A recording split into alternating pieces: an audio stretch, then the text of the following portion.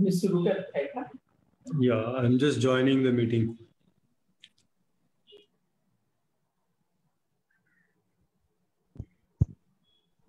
I'm just joining the meeting.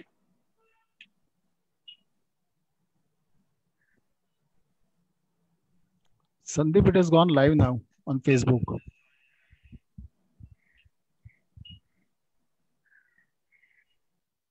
President?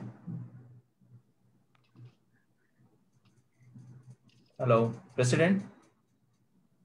Bol Sandeep. Should we start now? We start now. Okay. Good evening. मानसच्या या तिसऱ्या पुष्पात आपणा सर्वांचं आणि आपले वक्ते डॉक्टर अद्वैत पाध्ये यांचं स्वागत. President Dilip is in the meeting today, but he is joining from Pune. So I am starting the meeting, and Secretary Anuj is also away from us for some reason. So in their absence, I am starting the meeting. आजचा आपला विषय आहे, जसं शीर्षक पाहिलं असेल तुम्ही, अंगाता आलया. अर्थात इंग्रजी भाषांतर ह्याचं असतं ते हिस्टेरिया असतं, पण ह्या हिस्टेरियाचे अनेकविध पैलू असतात आणि अंगात आलया हा एक पैलू असतो.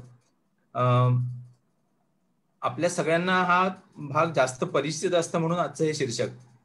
परंतु हिस्टेरिया याचा खरा अर्थ असतो भावनिक आणि मानसिक उन्माद, किंवा त्याला भावोन्माद असं म्हणता येईल.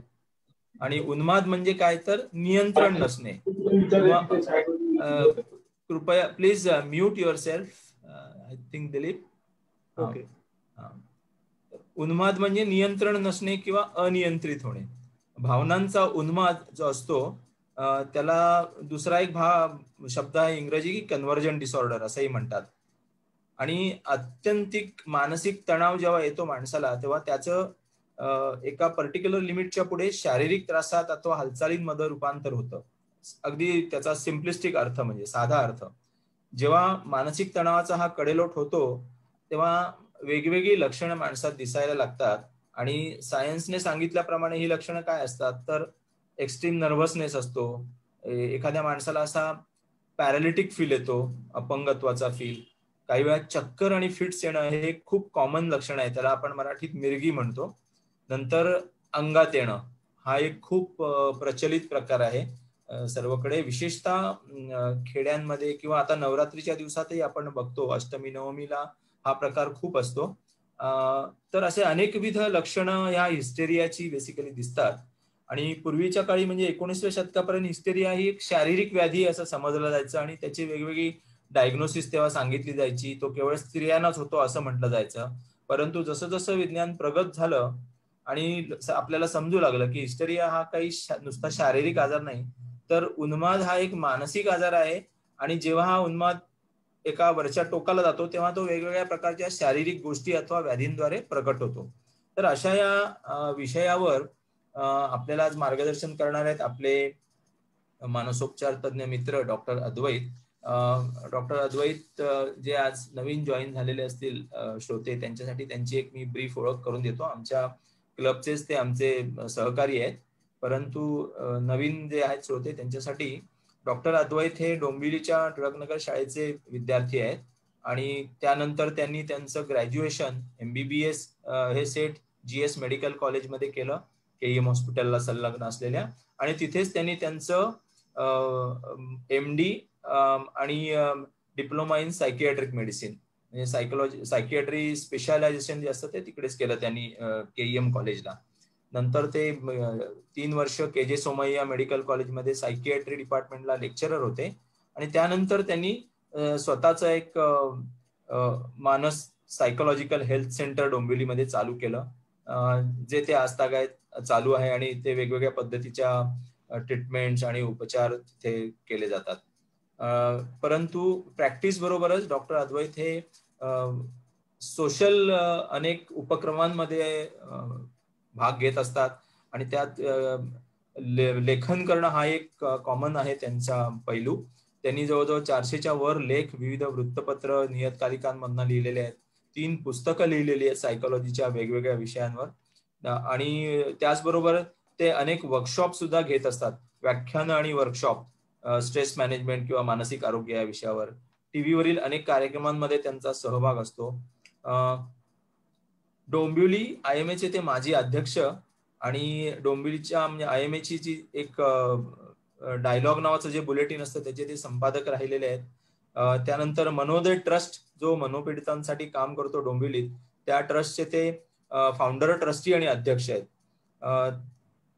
अनेक अवॉर्ड्स डॉक्टर अद्वैत यांना मिळालेले आहेत. त्यापैकी महत्वाचे म्हणजे ब्राह्मण सभेतर्फे दिला जाणारा भिषकवर्य पुरस्कार हा 2014 साली मिळाला आहे त्यांना. त्यानंतर रोटरी क्लब तर्फे दिला जाणारा डॉक्टर ऑफ द इयर हा पुरस्कार मिळालेला आहे. IMA चा डॉक्टर ऑफ द इयर हा पुरस्कार त्यांना 2017-18 ला मिळालेला आहे. आणि त्यांच्या सायकियाट्री मधली पेपरला त्यांची जी अॅन्युअल कॉन्फरन्स असते सायकियाट्रीशी, त्यात बेस्ट पेपर अवॉर्ड मिळालेला आहे. साप्ताहिक विवेक तर्फे त्यांना आरोग्य सेवक हा पुरस्कार मिळालेला आहे. त्यांचं कुटुंब म्हणजे त्यांचे 2 पुत्र अनिश आणि प्रत्युष आणि त्यांच्या पत्नी डॉक्टर पल्लवी, ज्या लहान मुलांच्या अॅनेस्थेटिस्ट म्हणजे भूलतज्ञ आहेत. तर आता मी डॉक्टर अद्वैत यांना विनंती करतो की त्यांनी आपल्या व्याख्यानाला आजच्या सुरुवात करावी. धन्यवाद. नमस्कार.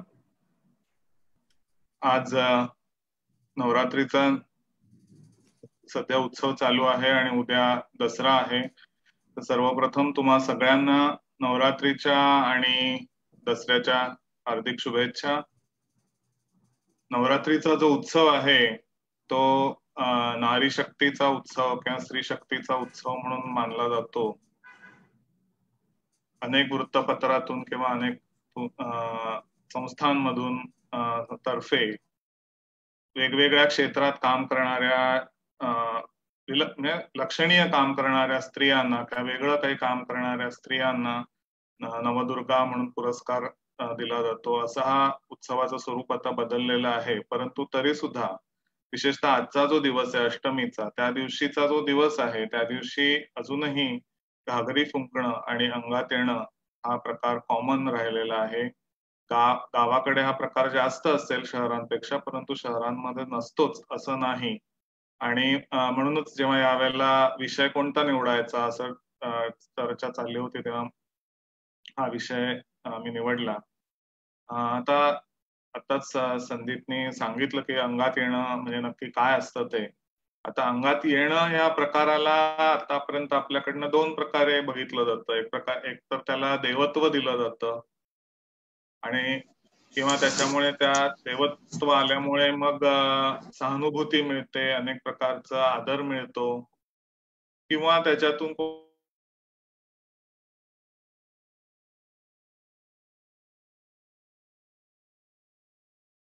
तर कोणी त्या अंगात येणं या प्रकाराला बाधा, कसली तरी बाधा झाली असंही मानतं आणि तांत्रिक मांत्रिकांकडे नेऊन समस्या सोडवण्याचा प्रयत्न केला जातो. परंतु दोन्हीही म्हणजे देवत्व द्या किंवा बाधा समजा काही प्रकार केले तरी ते शेवटी अंधश्रद्धा हेच त्याच्यात मूळ असतं आणि त्याच्यातून मार्ग काही होत नाही, समस्या तशीच राहते.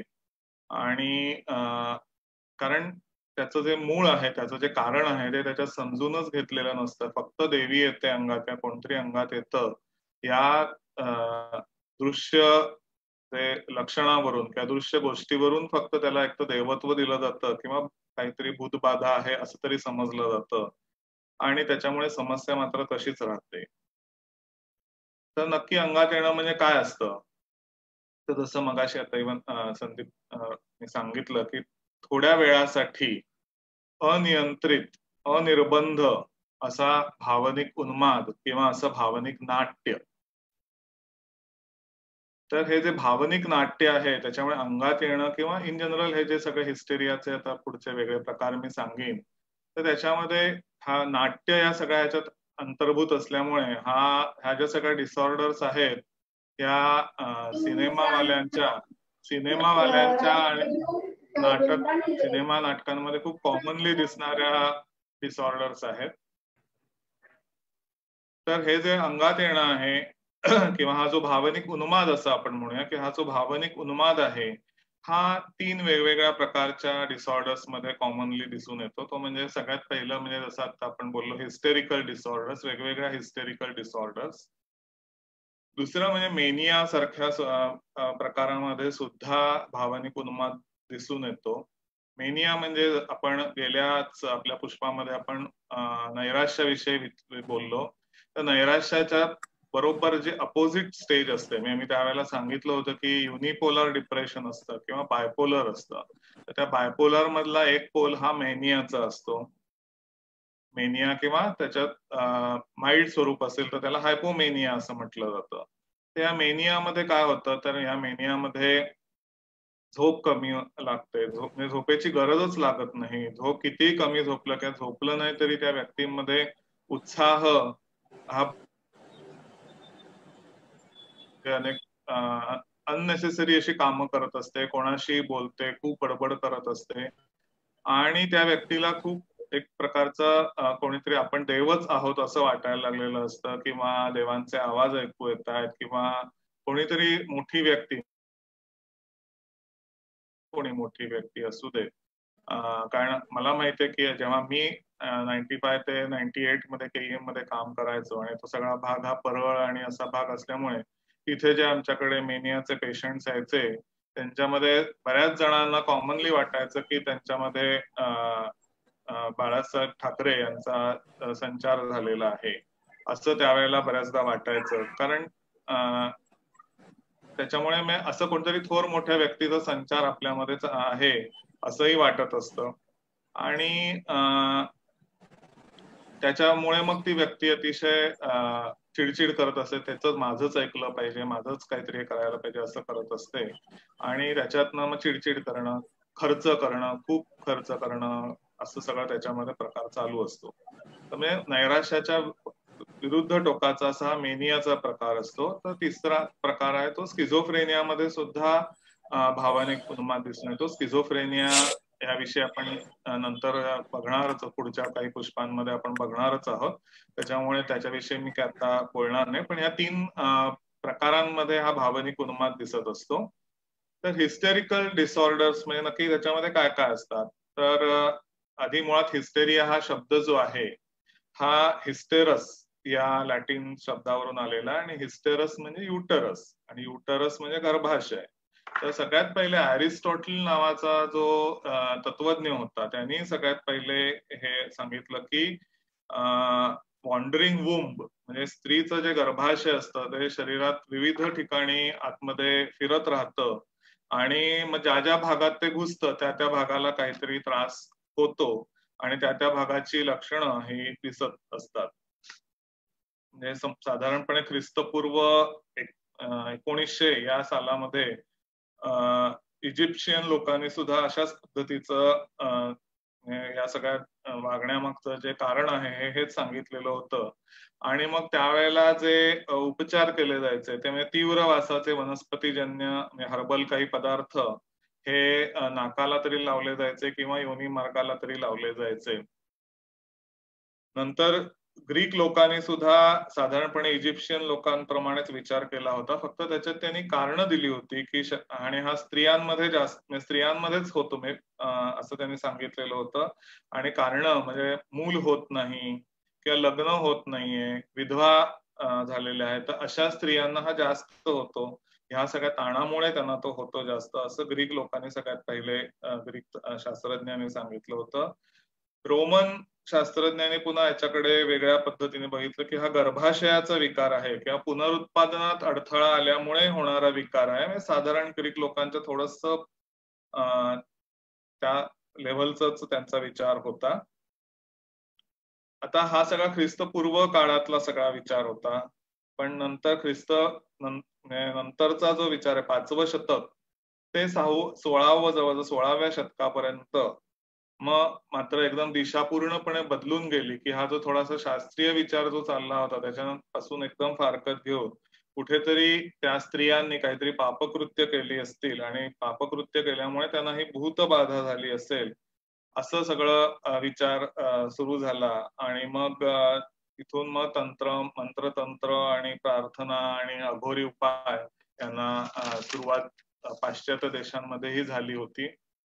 त्यानंतर मग 16व्या आणि 17व्या शतकात पहिल्यांदा इंग्लिश आणि फ्रेंच फिजिशियननी सांगितलं की या सगळ्या मागे भावना चा संबंध आहे आणि मेंदूचा संबंध आहे.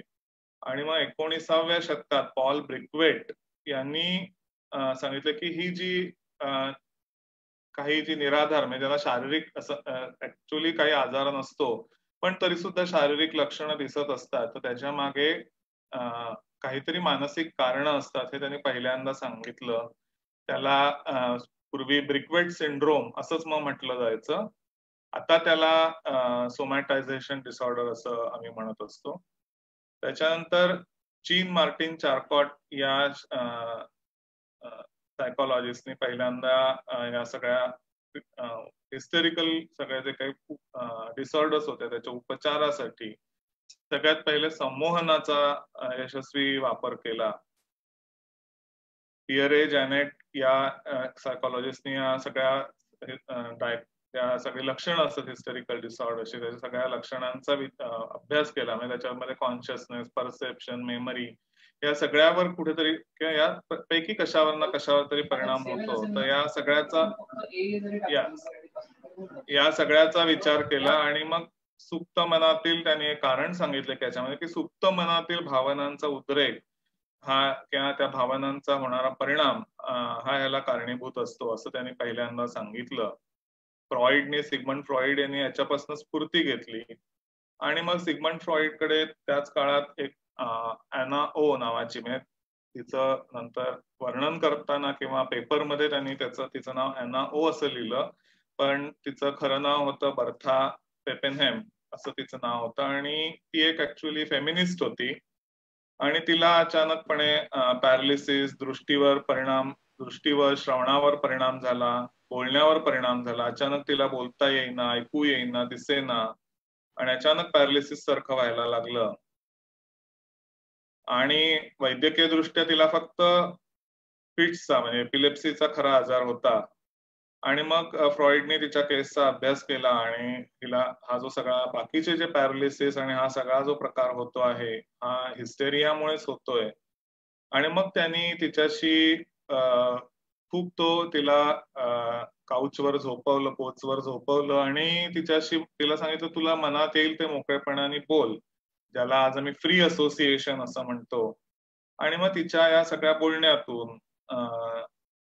त्याला समजलं की तिच्या वडिलांना जो खरा पक्षाघात झालेला होता, पॅरालिसिस झालेला होता आणि त्याच्यामुळे जे काही सगळे घरात प्रॉब्लेम झाले होते त्या सगळ्याचा तिच्यावर कुठेतरी एक परिणाम झाला होता. त्या सगळ्याचं तिच्यावर दडपण होतं किंवा कुठेतरी एक भीती मनात होती आणि त्याच्यामुळे तिला हा सगळा प्रॉब्लेम होत होता. मग त्यांनी त्याच्यावर पूर्ण सायको अनालिसिसचा या सगळ्या तिच्या बोलण्यातून मग सायको अनालिटिकल थिअरीचा जन्म झाला आणि मग त्यांनी त्याप्रमाणे तिच्यावर उपचार केले आणि मग त्यांनी त्याच्यावरनं इटिओलॉजी ऑफ हिस्टेरिया असा पेपर लिहिला ज्याच्यामध्ये त्यांनी तिचं नाव ऍक्च्युअल जे बर्था नाव होतं ते लिहिता ॲना ओ असं नाव लिहिलेलं होतं.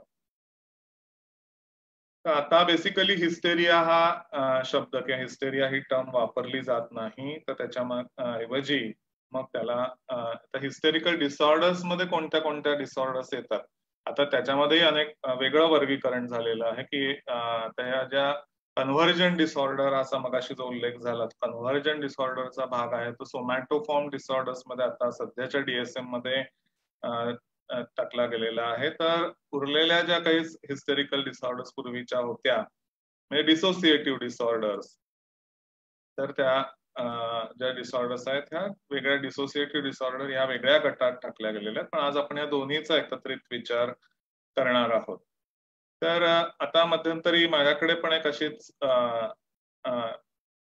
पेशंट आली होती की जिला अचानकपणे लग्न झालं होतं आणि लग्नानंतर काही वर्षांनी मुलंही झालं आणि मग अचानकपणे तिला एकदम फिट सारखं म्हणजे अचानकपणे तिचा हात जोराने एका साईडचा हलायला लागला, पाय हलायला लागला, तोंड वाकडं व्हायला लागलं आणि म्हणून मग तिला दवाखान्यात नेलं.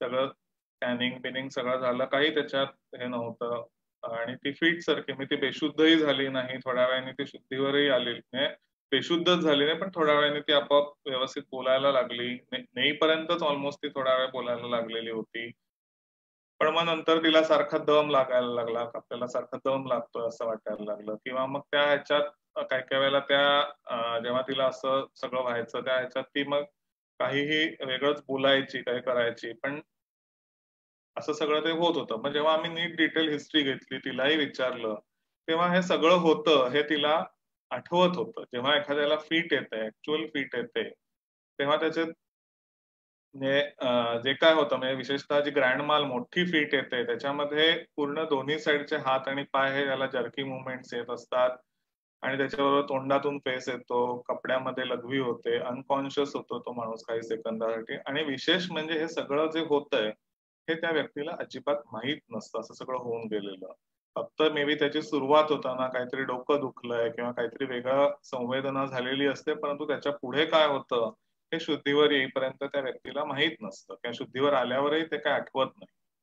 परंतु हिला हे सगळं आठवत होतं, किंवा तिचं जे पूर्ण न्यूरोलॉजिकल एक्झामिनेशन किंवा संपूर्ण जो शास्त्रीय सगळा मेडिकल एक्झामिनेशन ही सगळी पूर्णपणे नॉर्मल होती. आणि मग त्याच्यातून कुठेतरी तिचं जो कन्व्हर्जन डिसऑर्डरचा हा डायग्नोसिस केला गेला होता. आणि आता त्याच्या पुढे कारण काय होतं तेही मी थोड्या वेळातच सांगतो तुम्हाला. तर हा जो कन्व्हर्जन डिसऑर्डर हा जो प्रकार आहे हा जास्त करून नाही आपण बघितलं तसं हा स्त्रियांमध्ये पुरुषांपेक्षा जास्त होतो आणि तो 10 ते 35 या वयोगटात होत असतो. तर याच्या मागे जसं आता मी सांगितलं तसं धाप लागणे, चक्कर येणे किंवा अशी खोटी फीट येणे, अचानक हात किंवा पाय लुळा पडणे किंवा दातखीळ बसणे, हात वाकडे होणे, किंवा मग अंगात आल्यासारखं एकदम कोणतरी देवी अंगात आल्यावर किंवा कोणतरी अंगात आल्यासारखं घुमायला लागणं किंवा नाचायला लागणं, विचित्र वागणं असं होत राहतं. किंवा मग ती व्यक्ती अचानक वेडेवाकडे हातवारे करून चालायला लागते की ज्याला आम्ही ज्याला अस्टॅझिया अबेझिया टाईप बिहेवियर असं आम्ही म्हणतो. परंतु हे जे सगळं जे वागणं असतं याच्यामध्ये सगळ्यात महत्वाचं लक्षण आहे की हे सगळे जे प्रकार होतात हे कधीही ती व्यक्ती एकटे असताना होत नाही, आजूबाजूला कोण ना कोणतरी असतं तेव्हाच होतात. बरं फीट आली तर बऱ्याचदा हे सगळं अचानकपणे माणूस पडला की त्याला इजा होऊ शकते, कुठेतरी लागू शकतं. परंतु या सगळ्या ह्याच्यात चक्कर जरी आली, फीट जरी आली तरी सुद्धा त्या व्यक्ती एवढं हे अचानक असं नकळतपणे बघितलं जातं, मुद्दामून असं हे काही केलं जात नाही की स्वतःला इजा मात्र अजिबात होत नाही. बरं, या व्यक्तीशी या सगळ्या लक्षणांबाबत बोलत असताना त्या व्यक्तीच्या चेहऱ्यावर एक प्रकारचा पूर्णपणे मी त्या गावचाच नसल्यासारखे भाव असतात. त्याला आम्ही लाबेला इंडिफरन्स असं म्हणतो की इतका इंडिफरंट त्यांचा चेहऱ्यावरचे भाव असतात की जणू काही त्यांना काही झालेलंच नाहीये असं त्याच्यात हे असतं. आता हे सगळं होण्यामागचं कारण काय आहे, हे सगळं होण्यामागची जी कारणं आहेत त्याच्यामध्ये बायोलॉजिकल कारणं आहेत की मेंदूच्या 2 भागातील असमतोल, म्हणजे मेंदूचे उजवा आणि डावा असे जे हेमिस्फिअर असतात त्या दोन्ही उजवा मेंदू आणि डावा मेंदू यांच्या संदेश वहनाचा काहीतरी असमतोल झालेला असतो. म्हणजे त्या 2 जे हेमिस्फिअर असतात ते एकमेकांना कॉर्पस कॅलोझमने जोडलेले असतात, तर त्याच्या कार्यामध्ये काहीतरी अडथळा झालेला असतो आणि त्याच्यामुळे हा अशा पद्धतीचा कुठेतरी सगळा म्हणजे मेमरी आणि परसेप्शन या सगळ्याचा कुठेतरी गोंधळ या सगळ्यामध्ये होत असतो.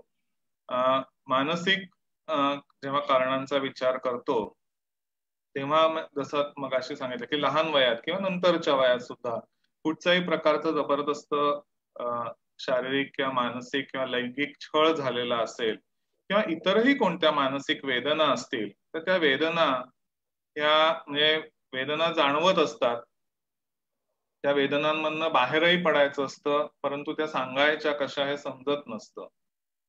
वेदनांमधनं बाहेरही पडायचं असतं पण त्या सांगायच्या कशा ह्या गोंधळात असतो. म्हणजे ज्याला आम्ही अप्रोचही व्हायचं असतं पण कुठेतरी अवॉइड केलं जातं, म्हणजे हा अप्रोच अवॉइडन्स कॉन्फ्लिक्ट ज्याला असं म्हणतो.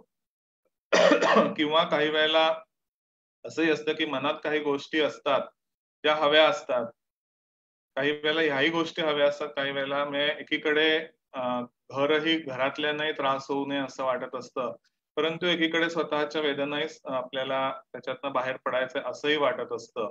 मग ह्या दोन्ही अप्रोच जे असतात की ह्या दोन अप्रोच मधला गोंधळ जो असतो त्या गोंधळात मनाचा जो इगो नावाचा भाग असतो तो सापडतो, किंवा हेही व्हायला नको असतं आणि तेही व्हायला नको असतं. म्हणजे घरातल्यांनाही त्रास व्हायला नको आणि स्वतःलाही त्रास व्हायला नको. मग ह्या सगळ्या गोंधळांमध्ये अवॉइडन्स दोन्हीही अवॉइड करायला हवं असतं.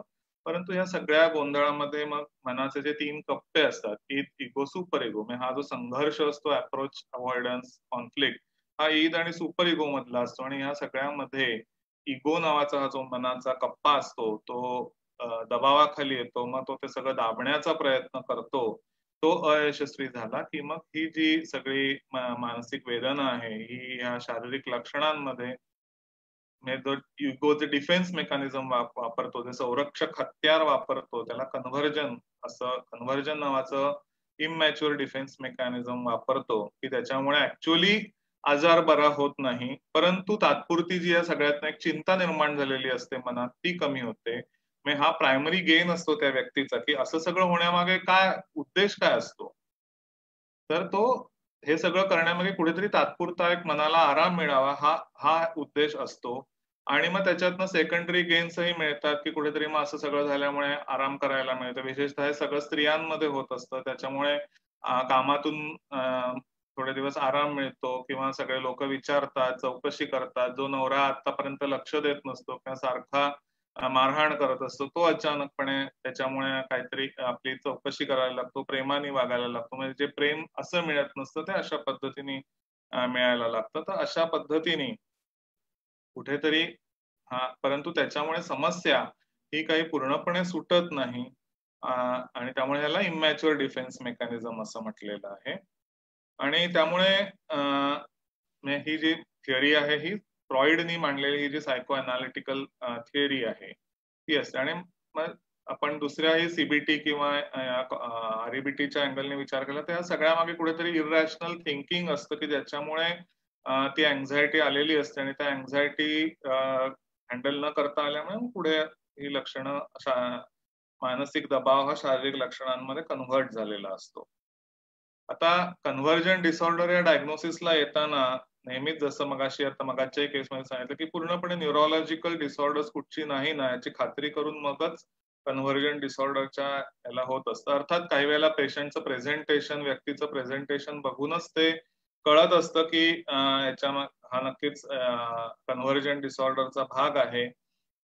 परंतु तरी सुद्धा एकदा खात्री करून घ्यायला लागते. कारण काही प्रकारच्या एपिलेप्सीमध्ये विशेषतः कॉम्प्लेक्स पार्शल सीझर किंवा अशा ज्या टेम्परल लोब एपिलेप्सी असा जो प्रकार असतो त्याच्या मागे माणूस अनकॉन्शियस होत नाही, कॉन्शियसलीच पण असं विचित्र पद्धतीने वागू शकत असतो.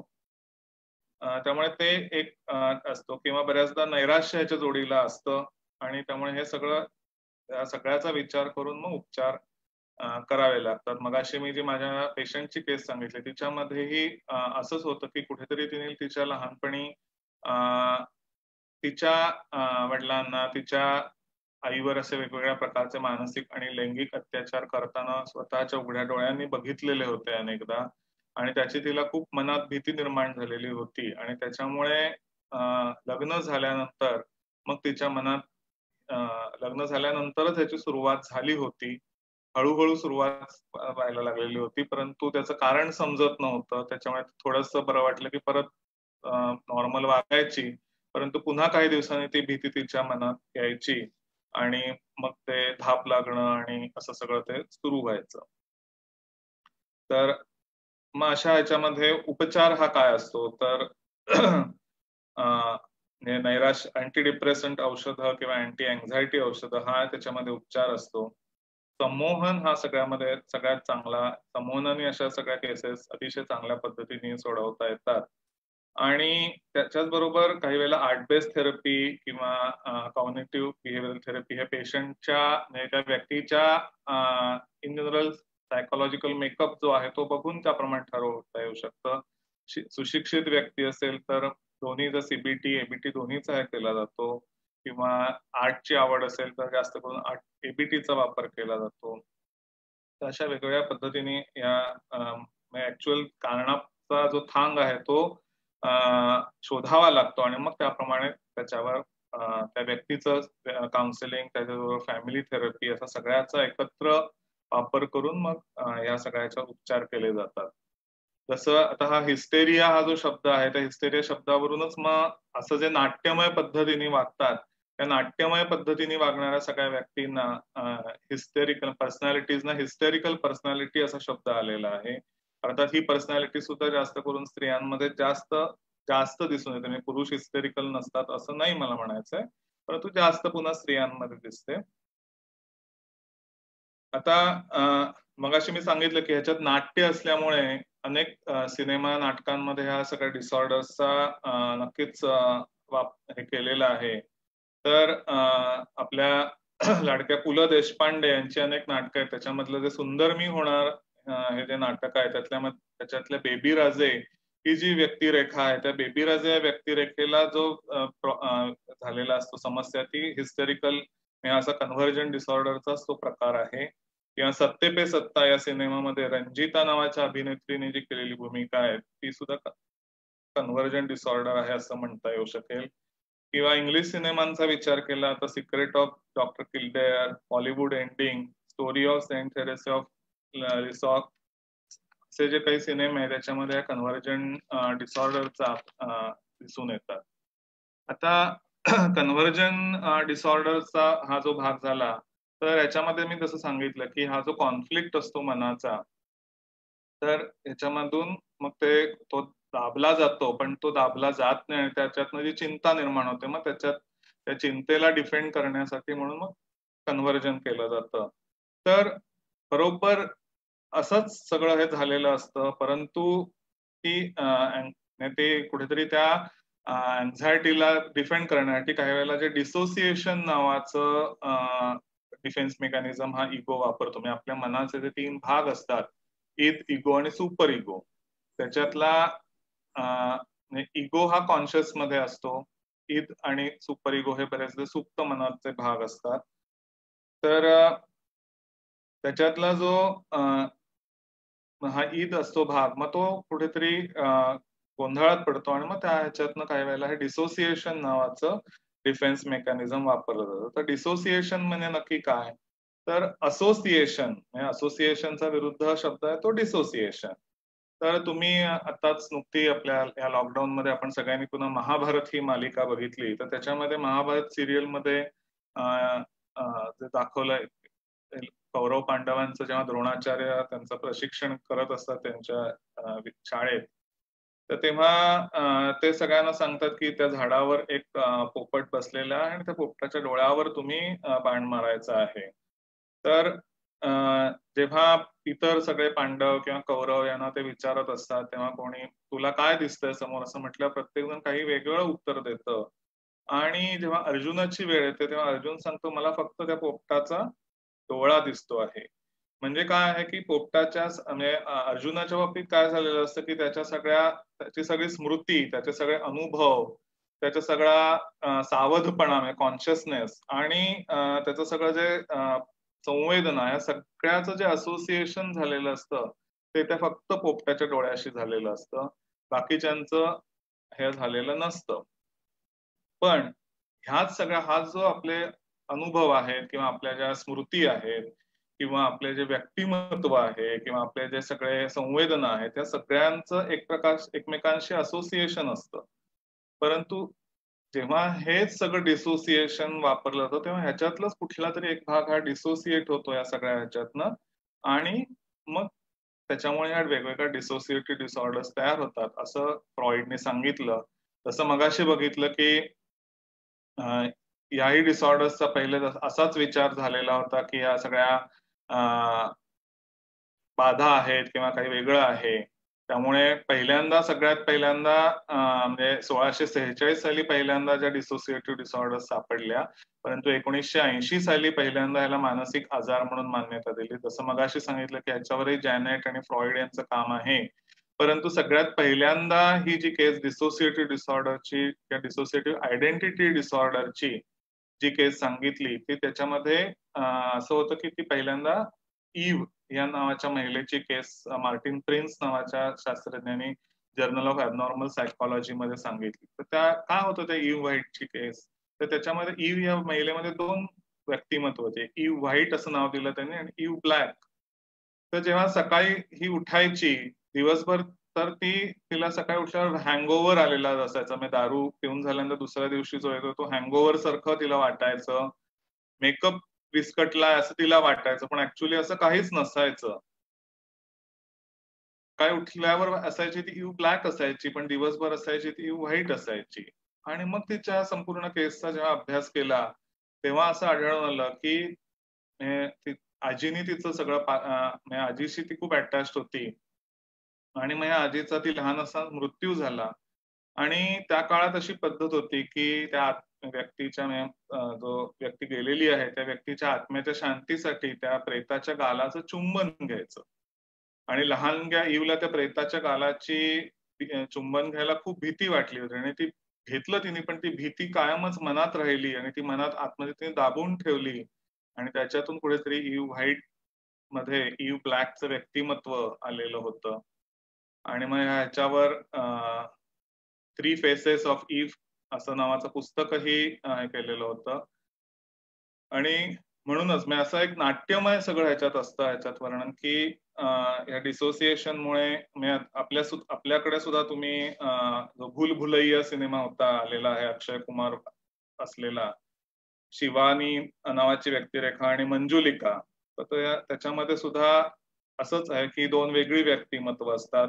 किंवा आताच नुकतीच जी एक अभिषेक बच्चननी अभिनय केलेली वेब सिरीज आली होती ब्रेथ इन टू शॅडोज, त्याच्यामध्ये त्याच्यात सुद्धा 2 व्यक्तिरेखा होत्या. म्हणजे अविनाश सबरवाल नावाची चक्क मानसोपचार तज्ञ किंवा मनोविकार तज्ञ असतो तो, आणि तो स्वतः, आणि जे नावाची वेगळी व्यक्तिरेखा त्याच्यामध्ये असली दाखवलेली आहे.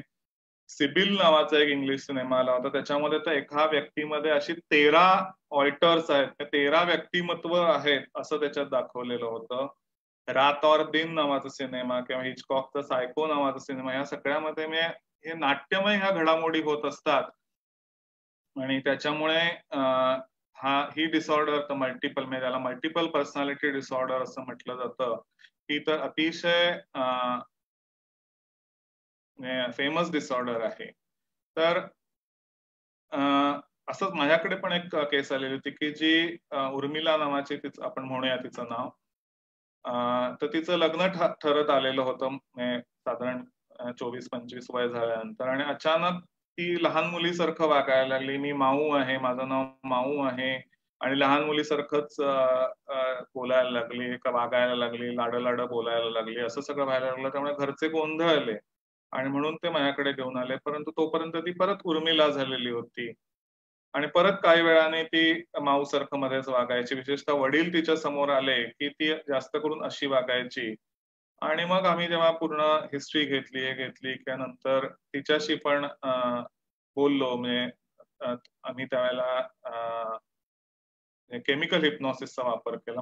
मी काही हिप्नोथेरपिस्ट नाहीये अनुसारखा, पण मी केमिकल हिप्नॉसिसचा तेव्हा वापर केला आणि त्याच्यातनं असं कळलं की लहानपणी कुठेतरी वडिलांनी आईचा छळ केलेला तिचा पाहिलेला होता आणि त्याच्यामुळे लग्न केलं की असंच सगळं होतं अशी एक भीती तिच्या मनात बसली. त्यामुळे लग्न करण्याची वेळ आल्यानंतर तिच्यामध्ये अशा पद्धतीचं हे सगळं वागणं दिसायला लागलेलं होतं. तर जसं हे आपल्याकडे हे अंगात येणं हा सांस्कृतिक, जसं आता म्हटलं की नवरात्रोत्सवामध्ये असं जास्त करून दिसतं. त्या भानामती नावाचा हा जो अंगात येणं हा जो प्रकार आहे किंवा भानामती प्रकार आहे हा भारतामध्ये दिसतो. जसं वेगवेगळ्या इतर देशांमध्ये सुद्धा असे सांस्कृतिक मल्टिपल पर्सनॅलिटी डिसऑर्डर्स आहेत की त्याच्यामध्ये अमॉक नावाचं फिलिपाईन्स मध्ये दिसणारा किंवा ग्रीसी सिकनेस नावाचा मिस्किटो इंडियन्स मध्ये दिसणारा किंवा पिब्लो टोको म्हणून एस्किमो लोकांमध्ये दिसणारा, मलेशियात दिसणारा लटाह किंवा हैतीमध्ये दिसणारा इनडिस्पोन्डन्स नावाचा प्रकार जो आहे तो त्याच्यामध्ये दिसत असतो. तर या सगळ्यामध्ये वेगवेगळ्या पर्सनॅलिटी, म्हणजे एका व्यक्तीमध्ये अचानक वेगवेगळ्या व्यक्तिमत्व दिसायला लागतात असं असतं. तर काही वेळेला असं होतं की एक माझ्याकडे पेशंट आलेली होती की तिला असं झालेलं होतं की ती कॉलेजमध्ये जाणारी मुलगी होती आणि तिचं एका मुलावर प्रेम होतं, पण ते प्रेमभंग झाला. मग तिने त्या धक्क्यातून तिने काही ओव्हरडोस घेतला, स्वतःचा आत्महत्या करण्याचा प्रयत्न केला. मग तिला ऍडमिट केलं गेलं होतं हॉस्पिटलमध्ये ओव्हरडोस घेतल्यामुळे. मग तिथून ती बरी होऊन घरी आली आणि घरी आल्यानंतर एकदम ती दुसऱ्या दिवशीपासून 1-2 दिवसांनी की ती मी 5वीत आहे, 6वीत आहे, 5वीत 6वीत असल्यासारख्या मुलीसारखी ती वागायला लागली. म्हणजे ती कॉलेजमध्ये आहे किंवा ती हे सगळं ती मधल्या काळातलं हे विसरून गेली होती आणि ती तीच होती. म्हणजे ती व्यक्ती, तिचं नाव वेगळं नव्हतं, तिचं नाव तेच होतं, पण ती 5वीतली होती. मधला जो काळ होता तो ती विसरली होती, तिला त्याचं विस्मरण झालेलं होतं. तर असं काही ठराविक काळाचं किंवा ठराविक गोष्टींचं विस्मरण होणं तात्पुरत्या काळासाठी, त्या काही विशिष्ट गोष्टींचं विस्मरण होणं काही काळासाठी, किंवा सर्वच गोष्टींचं अशा पद्धतीने विस्मरण होणं, असा जो अचानक पद्धतीने हा प्रकार घडतो आणि विशेषतः तरुण वयाच्या मुलींमध्ये किंवा मुलींमध्ये जास्त घडतो, तेव्हा तो डिसोसिएटिव्ह ॲम्नेसिया किंवा डिसोसिएटिव्ह फ्यूग डिसऑर्डर असं त्याला म्हणतात. जसं मगाशी सांगितलं की हिस्टेरिकल व्यक्तिमत्वाच्या किंवा क्लस्टर बी व्यक्तिमत्वाच्या लोकांमध्ये हा जास्त असतो, स्त्रियांमध्ये पुन्हा जास्त असतो. हा जो विकार आहे हा अनुवंशिक आहे असंही दिसून आलेलं आहे. पुन्हा हा आपण बघितलं तसं हिंदी सिनेमातील अतिशय आवडता विकार आहे की अचानक स्मृती जाते आणि मग ती परत येते, असं अनेक हिंदी सिनेमांमध्ये आपण बघितलेलं आहे. अर्थात तो हिंदी सिनेमे असल्यामुळे त्याच्यात ते अगदी शास्त्रीय पद्धतीने दाखवण्यात आलेलं नाहीये, परंतु काही इंग्लिश सिनेमा आहेत, स्पेलबाउंड किंवा बॉर्न आयडेंटिटी, ह्याच्यामध्ये अतिशय चांगल्या पद्धतीने हे दाखवलेलं आहे. तर असेच काही जसे तीव्र आघात होता, जसं तिच्या ह्या मुलीसाठी हा प्रेमभंग हा तीव्र आघात झालेला होता, किंवा कुठेतरी फसवणूक झालेली होती, किंवा अशा पद्धतीने काही वेगळ्या पद्धतीचा मानसिक छळ झाला किंवा मानसिक शारीरिक छळ झाला, लैंगिक छळ झालेला असेल, बलात्कार झालेला असेल, तर अशा व्यक्ती ह्या अचानकपणे की तो काळ विसरायला बघत असतो. कुठेतरी ते मन जे असतं ते या सगळ्या अनुभवांपासून, ह्या सगळ्या स्मृतींपासून कुठेतरी स्वतःला वेगळं करण्याचा प्रयत्न करायला बघत असतं, की हे कुठेतरी नको असतात, या सगळ्या आठवणी नको असतात, ह्या सगळ्या हे अनुभव, आणि मग त्याच्यापासून ते माइंड कुठेतरी डिसोसिएट व्हायचा प्रयत्न करत असतं, पण ते अर्थातच ते यशस्वी होत नाही, त्यामुळे तात्पुरत्या काळासाठीच ते होत असतं. किंवा काही वेळेला ह्याच्यामधून वेगळं काही 2% लोकांना असंही दिसतं की अचानक डिपर्सनलायझेशन नावाचा प्रकार होतो, की आजूबाजूचं जग एकदम खोटं आहे, निरस आहे, स्वप्नमय आहे असं वाटायला लागतं. आपल्या शरीरावरच नियंत्रण नाही, आपल्या शरीरापासून वेगळं झाल्यासारखं वाटायला लागतं. हाही प्रकार अर्थातच स्त्रियांमध्ये जास्त दिसतो, बुद्धिमान लोकांना हा जास्त होतो असं दिसलेलं आहे. तर कुठेतरी याच्यामध्ये डिसोसिएशन ऑफ परसेप्शन आणि एक्सपिरियन्स झालेला असतो. थोडक्यात हे जे डिपर्सनलायझेशन होतं, म्हणजे जी रॉय किणीकरांची कविता आहे, हा देह तुझा पण देहातील तू कोण, हा देह तुझा पण देहाविण तू कोण, अशी एक रॉय किणीकरांची कविता आहे. त्यासारखं कुठेतरी शरीरापासून वेगळं झाल्यासारखं वाटत असतो, पण शरीरातच असतो. अशा पद्धतीचं कुठेतरी डिपर्सनलायझेशन, डिरिअलायझेशन सारखंही प्रकार होत असतात. तर हे सगळंच म्हणजे हे सगळे जे आहे हे कुठेतरी ह्या सगळ्या अनेक जे काही मानसिक आघात जे होत असतात, की जे सांगावेसे वाटत नाही, सांगितले जात नाही, किंवा कसे सांगावे ते कळत नाही, त्याच्यामुळे कुठेतरी आतल्यात दाबून टाकलेले असतात. पण ते दबलेलं राहत नाही. काही जसं म्हटलं की कोंबडं किती झाकलं तरी सूर्य उगवायचा राहत नाही, त्यामुळे कधी ना कधीतरी हे बाहेर येतच.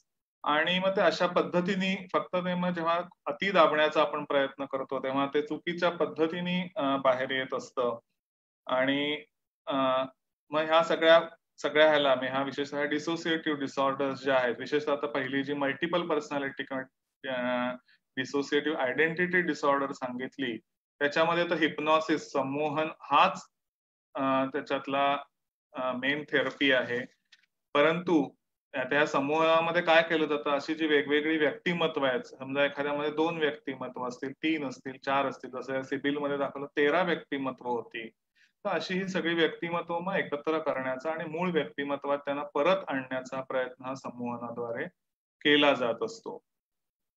तर अम्नेझियामध्ये पुन्हा ही स्मृती पुन्हा पहिल्या लेवलला आणण्याचं काम हे संमोहनाद्वारे केलं असतं. पण डिपर्सनलायझेशन मध्ये एवढं काही झालेलं नसतं, परंतु अशामध्ये मग फक्त अँटी अँझायटी किंवा चिंता निवारक किंवा नैराश्य निवारक औषधं आणि त्याच्या जोडीला कॉग्निटिव्ह बिहेवियरल थेरपी असे जर उपचार केले तर त्याच्यातनं किंवा आर्ट बेस्ड थेरपी असे उपचार केले तर त्याच्यातनं नक्कीच त्या व्यक्तीला खूप चांगलं वाटत असतं.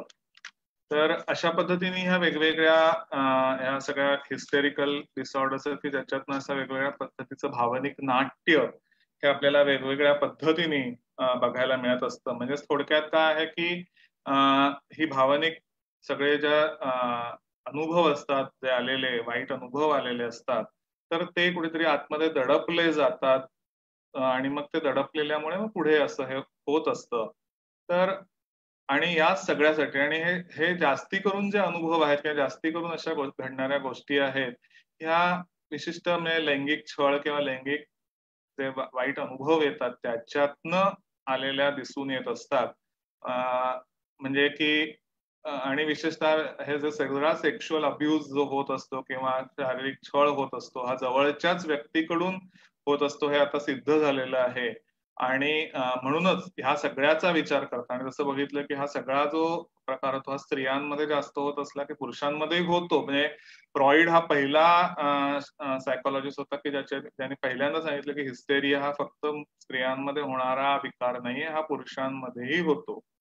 मध्यंतरी एक पुरुषाची पण अशी केस अनेक पुरुषांच्याही केसेस आम्ही पाहिलेल्या आहेत. आत्ताच नुकतीच आम्ही एक केस हँडल करत आहोत. तर अशा पद्धतीच्या केसेस येत असतात. परंतु हा जो छळ होतो किंवा हा जो सगळे लैंगिक अनुभव विचित्र येत असतात किंवा छळ होत असतात, मानसिक छळ होत असतात, हे कुठेतरी बोलले गेले पाहिजेत. आणि या सगळ्यासाठी म्हणूनच शाळांच्या लेव्हलला किंवा स्कूलच्या लेव्हलला हे ॲडोलसंट्सना सेक्शुअलिटी एज्युकेशन देणं ही काळाची गरज आहे. सगळं आपल्याला प्रिव्हेंट करायचं असेल तर सेक्शुअलिटी एज्युकेशन, लैंगिकताचं प्रशिक्षण देणं हे खूप आवश्यक आहे की काय ह्या दृष्टीने असणाऱ्या भावना कशा हाताळल्या पाहिजेत, कोणत्या गोष्टी बोलल्या पाहिजेत, म्हणजे गुड टच बॅड टच हे कसे ओळखले पाहिजेत, मग ते मुलांच्या बाबतीत असतील किंवा मुलींच्या बाबतीत असतील ते कसे ओळखले पाहिजेत, कोणाशी ते योग्य वेळेला बोललं पाहिजे, मग पालकांनी सुद्धा ते कसे समजून घेतले पाहिजेत, ह्या पद्धतीचं प्रशिक्षण मुलांना आणि पालकांना देणं, ह्या सगळ्याच इन जनरल भावनांचं प्रशिक्षण मुलांना आणि पालकांना देणं हे जर असं केलं तर कदाचित ह्या डिसऑर्डर्सचं प्रमाण काही नैराश्य आणि चिंते एवढं खूप जास्त नाही. हा चिंतेचाच एक वेगळा प्रकार आहे, पण त्याचं प्रमाण नक्कीच आपल्याला कमी करता येईल. तर आजच्या या सेशनचं शेवट मीच ह्या सगळ्यावर केलेल्या एका कवितेने करतो आहे.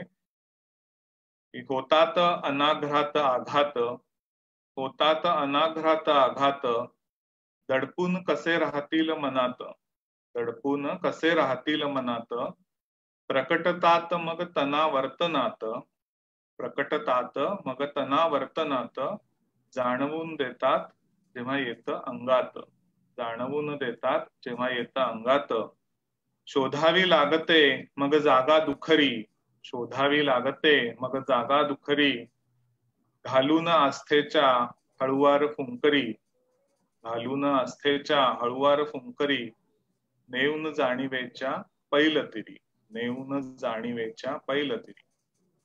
होते यात खूपच घुसळणं, होते यात खूपच घुसळणं, कौशल्याने पण केले मंथन, कौशल्याने पण केले मंथन, मग सुटू लागतात विषकण, मग सुटू लागतात विषकण, आणि होते अमृतमय आनंदाची पखरण, होते अमृतमय आनंदाची पखरण. धन्यवाद. संदीप. येस, धन्यवाद डॉक्टर अद्वैत. आय थिंक खूपच छान विवेचन केलं हिस्टेरिया या विषयावर. आपल्याला एखादा शब्द फक्त माहित असतो आणि आता एक नक्की कळलं की हिस्टेरिया म्हणजे हा एक व्यक्त होण्यासाठीचा मार्ग आहे असं म्हणू शकतो आपण त्याला, किंवा पर्जिंग मेकॅनिझम आहे बेसिकली, की सगळे जे मानसिक आणि भावनिक तणाव असतात हे कुठेतरी पर्ज होतात त्या वेगवेगळ्या प्रकारांवाटे. तर मित्रांनो, अजूनपर्यंत पहिल्या या 3 पुष्पात आपण असं पाहिलं की मनाची ताकद एकंदर किती अथांग आहे. म्हणजे आणि सगळं करता करविता मानवी जीवनात हे मनच आहे आपलं बेसिकली. त्याचे अनेक कंगोरे आहेत. जसं मन आपल्याला घडवू शकतं तसंच ते आपल्याला बिघडवूही शकतं थोडक्यात. तर डॉक्टर अद्वैत यांनी जे वेगवेगळ्या लेक्चर्स मध्ये आपल्याला समजावून सांगितलंय ते मुख्यतः आहे की आपण तो आजार ओळखावा. आय थिंक पहिल्या लेक्चरलाही त्यांनी सांगितलं होतं आणि स्ट्रेस केलं होतं की जे आपण हे ऐकतोय आणि शिकतोय हे आपण तो आजार आहे हे ओळखण्यासाठी, तो मानसिक आजार आहे, तो माणूस वेडा ठरवू नये किंवा त्याला इतर कोणतेही नावं देऊ नयेत. तर हा आपण आजार ओळखला तर आपण काय करायचं नंतर, तर आपण डॉक्टर अद्वैत यांच्याकडे घेऊन जायचं थोडक्यात. आजार आहे हे ओळखलं एकदा की. आणि मी म्हणून एक आपल्या चॅटबॉक्स मध्ये त्यांचा नंबर शेअर केलाय त्यांच्या मानस क्लिनिकचा. पाहिजे असेल तर एकदा पुन्हा लिहून घेऊ शकता तुम्ही सर्वांनी. 842598 8004. पुन्हा एकदा रिपीट करतो, 842598 8004. एक गोष्ट जस्ट डॉक्टर तुम्हाला विचारायची, इव्हन इतर कोणाला प्रश्न विचारायचे असतील डॉक्टर अद्वैत यांना, तर आय थिंक आता अनम्यूट करू शकता तुम्ही आणि प्रश्न विचारू शकता आजच्या व्याख्यानावर. मला एक जस्ट म्हणजे आपण आता म्हणतो की विल पॉवर, ओके, जसं तुम्ही सांगितलं ते अर्जुनाचं उदाहरण देऊन की सगळ्या संवेदनांचं किंवा भावनांचं असोसिएशन, ह्यालाच आपण फोकस करणं म्हणू शकतो का? आणि हो, म्हणजे एक प्रकारे ते आता एकाग्रता जी असते ती एकाग्रतेच्याही 3 पातळी आहेत की एकाग्रता आहे, अनेकाग्रता आहे आणि समरसता आहे. तर तेव्हा समरसता या लेवलला जातो तेव्हा या सगळ्याचं अगदी असोसिएशन झालेलं असतं असं म्हणता येईल. म्हणजे अर्जुनाच्या बाबतीत तो नक्कीच त्या समरसताच्या पातळीला किंवा त्याच्याही पुढे जाऊन थोड्याशा ध्यानवृत्तीच्याही लेवलला तो कदाचित गेलेला असू शकतो. परंतु समरसता ही नक्कीच दिसून येते की सगळ्या त्याच्या पूर्ण संवेदनांचं आणि पूर्ण त्याच्यावर व्हायचं आणि म्हणूनच तो एवढा श्रेष्ठ धनुर्धर झालेला होता. डॉक्टर, तुम्ही आता अनेकाग्रता या विषयावर बोललात. अनेकाग्रता थोडस एक्सप्लेन कराल का? एकाग्रता आम्हाला कळलं. अनेकाग्रता म्हणजे एकाच वेळेला अनेक गोष्टींवर लक्ष केंद्रित करता येणं. पण मग आता अशा केसमध्ये is it a dissociation in the various parts? नाहीये, एकाच वेळेला व्यवस्थित तो काम करू शकतो एकाच लेवलला. म्हणजे जसं आपण मल्टीटास्किंग म्हणतो, ते मल्टीटास्किंग जे आहे त्याला अनेकाग्रता असं म्हणतात की मल्टीटास्किंगचा तो आता एकाच दिवसात अनेक गोष्टी तो ऑफिसमध्ये काम करताना अनेक लेव्हलवरची कामं. म्हणजे आता समजा मी माझ्या क्लिनिकमध्ये काम करतो आहे तेव्हा मी एक डॉक्टर म्हणून पण काम करतो आहे, पण मी तिथे माझ्या हॉस्पिटलच्या साइड बाय साइड ऍडमिनिस्ट्रेशनची पण काम, क्लिनिकच्या ऍडमिनिस्ट्रेशनची पण कामं बघतो आहे. त्याच वेळेला मी माझ्या ट्रस्टच्या काही इतर जी कामं आहेत त्याच्याकडेही लक्ष देतो आहे. अशी जर अनेक कामं मी एकाच वेळेला जर करत असेल आणि करू शकत असेल तर ती माझी अनेकाग्रता आहे असं म्हणता येईल किंवा मल्टीटास्किंग आहे असं म्हणता येऊ शकेल. आणि पण हे सगळंच मी अतिशय समरसतेने हे करताना माझं दुसरे काहीच विचार मनात येत नाहीत आणि पूर्ण लक्ष त्या पूर्णमध्ये मी त्याच्यामध्ये झोकून दिलेलं आहे. अशा पद्धतीचं जर लेवलला मी जर उद्या गेलो तर ती माझी समरसता झाली. आणि अशा पद्धतीचं ते ह्या 3 पातळी आहेत की एका वेळेला मी एकाच गोष्टीवर लक्ष केंद्रित करू शकतो आहे, एका वेळेला मी अनेक गोष्टींवर लक्ष केंद्रित करू शकतो आहे. तर ह्या सगळ्या गोष्टींमध्ये पूर्ण झोकून देऊन समरस होऊन पूर्णपणे त्याच्यात सगळ्या माझ्या संवेदना, सगळ्या माझ्या एक्सपिरियन्सेस त्याच्यात हे होऊन मी काम करतो आहे, तर ती झाली समरसता. अजून कोणाला प्रश्न आहे का? मला एक प्रश्न आहे. कोण आहे? प्लीज. मनाची जी चंचलता म्हणतात ना, ते पण हाच प्रकार आहे का? म्हणजे एखाद्या ठिकाणी आपण जो एखाद्या माणसाचा पगडा बसतो मग आपण त्या माहोलला आपल्याला ऍडजस्ट करतो, म्हणजे आपल्याला आपण तिकडे बघ त्या अनुषंगाने विचार करतो, पुन्हा विषय बदलला की आपण मग त्या विषयाने हे करत राहतो. नाही, मनाची चंचलता हा पूर्णपणे मग एकाग्रतेच्या विरुद्ध भाग झाला की आपलं मन स्थिर राहू शकत नाहीये तिथे. म्हणजे इथे बदललं की थोड्या वेळाने तिथे, ते बदललं की थोड्या वेळाने तिथे, पण कशातच पूर्णपणे केंद्रित नाहीये लक्ष.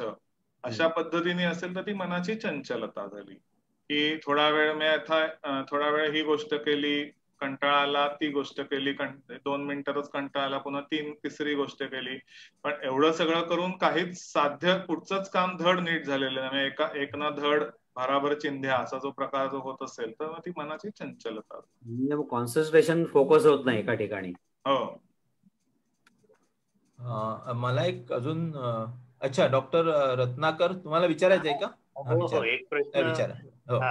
जरा थोडा विषयाशी संबंधित आहे का नाही मला माहित नाही, पण हे साधारणपणे बऱ्याच घटना वड, पिंपळ, चिंच झाडाशी संबंधित आढळतात.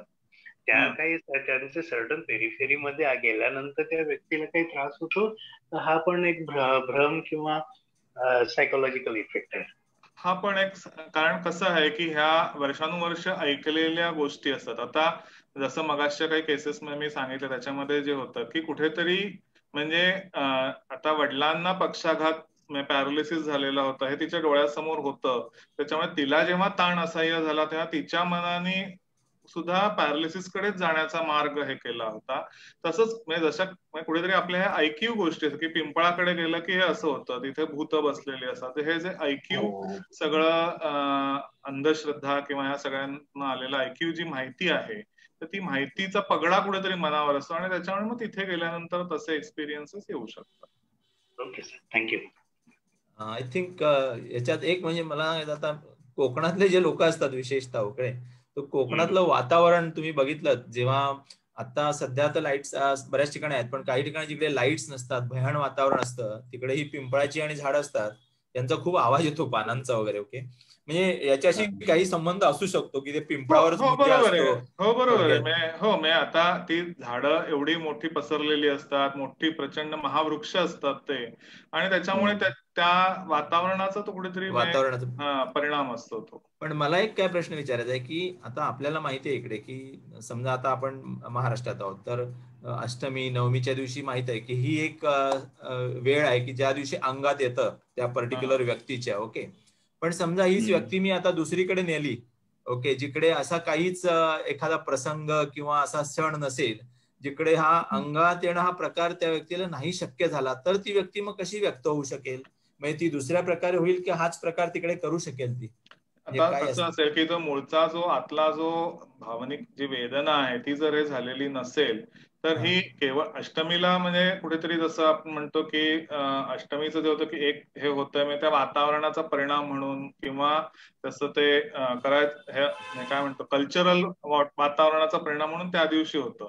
परंतु याचा अर्थ असा नाही की त्या व्यक्तीला दुसऱ्या वातावरणात किंवा दुसऱ्या ठिकाणी होणार नाही. परंतु जेव्हा त्या स्मृती किंवा हे जाग्या होतात तेव्हा ती व्यक्ती त्या गोष्टींपासून कुठेतरी दूर जायचा, त्या दाबायचा प्रयत्न करतो आणि मग तो यशस्वी झाल्यामुळे हे अंगात येणं हा सगळा प्रकार होत असतो. जो त्यामुळे दुसऱ्या ठिकाणी होऊ शकतं. म्हणजे असं काय म्हणजे समजा उद्या अमेरिकेत गेली तीच व्यक्ती थोडक्यात, जर ती अंगात येऊ शकतं तर होऊ शकतं. म्हणजे वातावरण ते नसेल तर काय होईल? मनाविरुद्ध काही गोष्टी झाल्या असतील किंवा काही गोष्टींचा त्रास झाला असेल, मनात खूप खंत असतील त्यावेळेला झालेल्या असतील तर ती व्यक्ती त्याच पद्धतीने रिॲक्ट होऊ शकते. सर एक अजून एक विचारतो म्हणजे मी कुठेतरी वाचलं होतं, ऐकलं होतं, मीही लिहिलं होतं की तुळशीचं एक झाड दारामध्ये लावतात, त्याचा एक एरिया असतो, तो वातावरण प्रसन्न करतो. तसं म्हणून तो झाडाचा प्रश्न आला होता की वडाच्या पिंपळाच्या झाडांचाही काहीतरी इफेक्ट असणारा परिणाम असू शकतो का? जसं माणसाच्या हातातून वेव्स काहीतरी वाहतात म्हणतात, संत लोकांच्या हातातून वाहताना दाखवतात, तर पॉझिटिव्ह निगेटिव्ह इफेक्ट होऊन तिथे शॉर्ट सर्किट होऊन तो पडला असं काही. आता कसं आहे की दुपारच्या वेळेला तेच वडाचं झाड आपल्याला पिंपळाचं झाड आपल्याला सावली देतं, बरोबर आहे, पण रात्रीच्या वेळेला तीच झाडं भयानक दिसतात. रात्रीच्या अंधारात किंवा तो त्या वातावरणाचा किंवा त्या ह्याचा इफेक्ट असतो असं आपल्याला म्हणता येईल. तुळशीचं हे रोप असतं ते अतिशय छोटस असतं किंवा ते काय खूप वृक्षासारखं नसतं, त्याच्यामुळे त्याच्या दिसण्यातच कुठेतरी सोज्वळता आहे. त्या रोप आहे ते मोठं होऊ नये काही खूप मोठं होत नाही, झालं तरी ते सोज्वळ, त्याचं म्हणजे रूप हेच सोज्वळ दिसतं, त्याच्यामुळे त्या रोपातनं ते सोज्वळ भाव किंवा सात्विक भाव कदाचित आपल्यापर्यंत पोहोचत असतात. परंतु हे महावृक्ष आणि अफाट पसरलेले असतात किंवा वडाच्या तर पारंब्या खालती होत असतात, त्याच्यामुळे तो कुठेतरी एक दाढीधरी किंवा असा कोणीतरी बुवा सुद्धा वाटू शकतो आपल्याला. ते स्वरूप जरा भयान वाटतं एखाद्या, विशेषतः अंधाराच्या ह्याच्यात, अंधाराच्या ठिकाणी सकाळच्या वेळात त्याच पारंब्यांवर लोक खेळू शकतात किंवा त्याच वडाखाली सावली घेऊ शकतात. करेक्ट. आता अष्टमीच्या बाबतीत आपण बोललो तसं अमावस्या पौर्णिमेलाही काही रुग्णांमध्ये आपल्याला आढळतं. हो. कमी जास्त होणे. नाही, आमचेही भरती होती माझे कितीतरी त्याच्यावर अजून हे चालू आहे, पण याच्या मागे निश्चितच काहीतरी शास्त्रीय कारण असण्याची शक्यता नक्कीच आहे असं म्हटलं जातं. मी हे काही खात्रीपूर्वकरित्या म्हणत नाहीये, परंतु असं काही वाचनात आलेलं आहे की इलेक्ट्रोमॅग्नेटिक वेव्ह ज्या त्या भरतीच्या ह्याच्यातनं निघतात, भरती ओटीच्या ह्याच्यातनं, त्याचा कुठेतरी तो थोडासा परिणाम होऊ शकत असतो. Thank you sir. ओके, अजून कोणी आहे का? एनीबडी? कोणी नसेल तर माय सेल्फ हरप्रीत. यस डॉक्टर जी, एक प्रश्न ऐसा है मेरा, it is apart from this topic.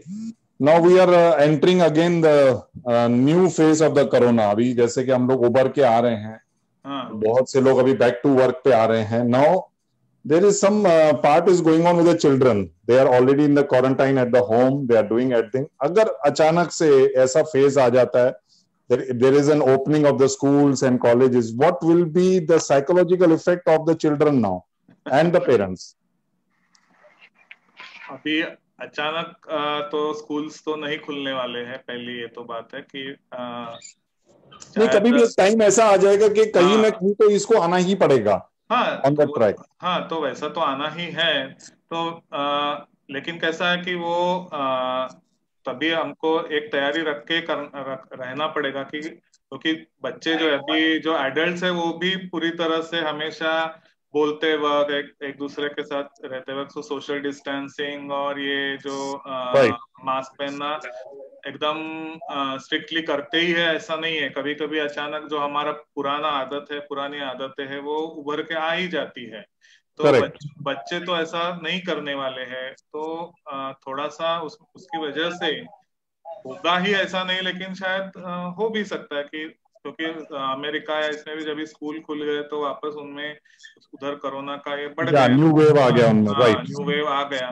तो ये सब तैयारी रख के ही, क्योंकि अभी कैसा है कि हमें कोरोना के साथ जीना है, ये हमें कहीं ना कहीं एक्सेप्ट करना है. जैसा 100 साल पहले इन्फ्लुएंजा वायरस आया था 1919 और 20 वो भी ऐसा ही 2 साल रुका था. अभी वो फ्लू जो है हमारे लाइफ का पार्ट हो गया. कभी कभी हमें फ्लू का बुखार आया तो भी हम 2 दिन आराम करके फिर वापस काम पे लग जाते हैं. करेक्ट. कुछ साल पहले कोरोना का भी ऐसा ही हाल होने वाला है, लेकिन तब तक ये 2 साल कहीं ना कहीं उसके साथ जीना है. तो ये सब जब ये बैक टू नॉर्मल लाइफ जाना है, तब ये सब मन की तैयारी करके ही हमें जाना पड़ेगा कि ऐसे शायद वापस सब बच्चों में भी ये केसेस बढ़ सकते हैं. But do you feel doctor साहब कि उस समय कुछ ना कुछ साइकोलॉजिकल काउंसलिंग की बहुत जरूरत पड़ेगी अपने को? हाँ, पड़ेगी ना. मीन्स केयर लेने के लिए भी काउंसलिंग की जरूरत पड़ेगी. और अगर ऐसा होता है तो तभी के लेवल में भी कि घबराना नहीं चाहिए. अभी भी जो देखा गया है कि जिन लोगों ने ये सब इन्फेक्शन होने के बाद भी इसका शांति से या धैर्य से सामना किया है, वो उसमें से आराम से उभर कर बाहर आए हैं, निकल आ गए. बरोबर, निकल आ गए. तो ये हमेशा याद रखना है कि कोई भी में वो बीमारी से हमें दोस्ती करनी है. अभी बरोबर है. बीमारी का राक्षस नहीं बनाने का है मन में. बीमारी से धीरे धीरे दोस्ती करनी है. बरोबर. Okay sir, thank you very much. या हरप्रीत जी, मगर एक it's very relevant question you asked, because कोई बच्चे अभी हम देख रहे हैं जो घर में है ना, वो इतने डरते हैं कि वो नीचे भी नहीं जा रहे generally. Okay, so I think parents have to play a major role. I think मेरा मोटिव ये था कि जब ये एकदम खुलेगा तो बच्चे लोगों में कैसा रहता है कि एक भावना ये रहती है किसी से गले मिलना, हाथ मिलना, but at that time they will be sometime restricted from their own. मतलब ऐसा. तो उसके लिए अभी से ही थोड़ा सा उनको नीचे जाके थोड़ा सा एग्जैक्टली अभी से उनका तैयारी वो करना पड़ेगा कि थोड़ा सा नीचे जाओ, खेलना शुरू करो. ऐसा धीरे धीरे हमें स्कूल एक्चुअल खोलता, और तभी भी ये सब जो नॉर्म्स है, सिक्योरिटी का नॉर्म्स है, वो सब फॉलो करो. ये सब उनको सिखाना पड़ेगा. Because in my vicinity area sir rehearsal करना पड़ेगा उनका. अभी से वो रिहर्सल शुरू करना पड़ेगा डॉक्टर साहब, क्योंकि अभी क्या हो गया है कि जैसे ये आईपीएल चल रहा है, तो अभी मेरे जो विंसिनिटी में बच्चे हैं ना, वो पूछते हैं कि ये लोग क्रिकेट खेल सकते हैं, हम क्यों नहीं? मैंने बोला खेल सकते हो, लेकिन आपको थोड़ा सा उसमें भी मेंटेनिंग करना पड़ेगा कि क्या करना है। बराबर है, ये सब उनको वही, इसी के लिए उनका अभी से उस तरह से उनका ग्रूमिंग या रिहर्सल करना पड़ेगा, शुरू करना पड़ेगा। Yes, parents have to counsel more, I think. Yeah, of that course. is major. Of course, Yes. parents have to. Okay. So anyway, I think probably there are no more questions. So thank you, Dr. Advait. I think खूपच छान माहिती मिळाली. हा आपल्याला सगळ्यांना माहिती असणारा विषय आहे, विशेषतः अंगात येणं. हिस्टेरिया जरी पूर्ण माहिती नसला तरी, so it is very relevant for today also, Ashtami और नवमी के दिन. तो पल्लवी चालू किया क्या? थँक्यू ऑल ऑफ यू, आणि सगळ्यांना दसऱ्याच्या शुभेच्छा. प्रेसिडेंट दिलीप आणि सेक्रेटरी अनुज तर्फे आज प्रेसिडेंट आहेत, तर मी त्यांना आता जस्ट विनंती करतो की त्यांनी कार्यक्रमाचा समारोप करावा. दिलीप. धन्यवाद संदीप. मित्रांनो, सायन्स मध्ये आम्ही नेहमी म्हणतो की every action has got equal and opposite reaction, Newton. आणि तसंच म्हणायचं तर की प्रत्येक क्रियेला ही कुठेतरी एक प्रतिक्रिया असते. ज्या 3 आम्ही भाषणांमधून अद्वैतवाद्यांच्या आपण जे बघतो की ही प्रत्येक कुठेतरी मानसिक आपल्याला जी प्रतिक्रिया दिसते ही शारीरिक प्रतिक्रिया दिसते, पण त्या प्रतिक्रियेचं मूळचं कारण कुठे आहे हे शोधण्यात आम्ही इकडे तिकडे बघत असतो. आणि बऱ्याच वेळा असं असतं की ही क्रिया झालेली असते ही मानसिक पातळीवर झालेली असते, आणि त्या मानसिक पातळीवरची जी प्रतिक्रिया आहे ही आम्हाला शारीरिक पातळीवर दिसायला लागतं, जसे पर्सनॅलिटी डिसऑर्डर्स आहेत किंवा कन्व्हर्जन आहे, अंगात येणं आहे. तर या सर्वातून आपल्याला नक्कीच आपल्याला एक फायदा मिळतोय की या प्रतिक्रिया आपण ओळखू शकू, आणि या प्रतिक्रिया ओळखल्यानंतर त्यांच्या मूळ क्रियेच्या ठिकाणी जर आपण जाऊ शकलो तर या मानसिक विकारांवर आपल्याला नक्कीच नियंत्रण मिळवता येईल. डॉक्टर अद्वैत पाध्ये सारखे सायकोलॉजिस्ट आपल्यासोबत आहेत, त्यांची सल्ला आपल्याला नेहमीच घेता येईल. आणि या अशाच प्रकारच्या अजून बाकीचे ज्या मानसविकार आहेत यावर आपली ही मालिका सुरूच राहील. पुढची मालिका परत आपली जी होईल ती परत पुढच्या 4थ्या रविवारी, यावेळा आपण शनिवार घेतला कारण उद्या दसरा आहे म्हणून, 4थ्या रविवारी ही मालिका असेल. परत आपण सर्वांना त्या नक्कीच याल याची अपेक्षा आहे. धन्यवाद.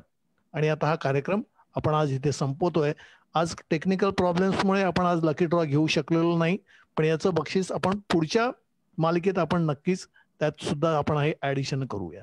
Thank you Sandeep. Thank you all. Thank you doctor Advait. मस्त सेशन होतं, खूप छान. Yes, thank you Advait sir. Thank you. Dilip, मला देऊन टाक बक्षीस. येस.